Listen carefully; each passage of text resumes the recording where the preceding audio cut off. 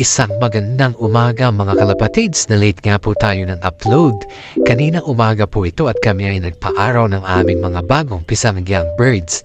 Napakaganda nito sa kalusugan at kagalingan dahil ang pagpapaaraw ay nagbibigay daan sa mga bagong pisa ng pangarirang kalapati na makuha ang sapat na sikat ng araw.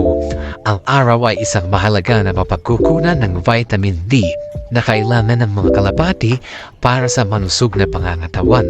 Ito rin ay nagpapalakas ng kanilang immune system at nagbibigay ng kasiyahan at kagalingan sa kanila.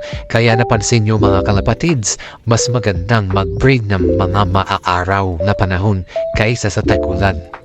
Marami pang iba't ibang benepisyo ang pagpapaaraw katulad ng pagpapabuti sa pagpaparami, kaya kung gagawin yung breeder yan, mabuti na expose ninyo sa umaga na araw.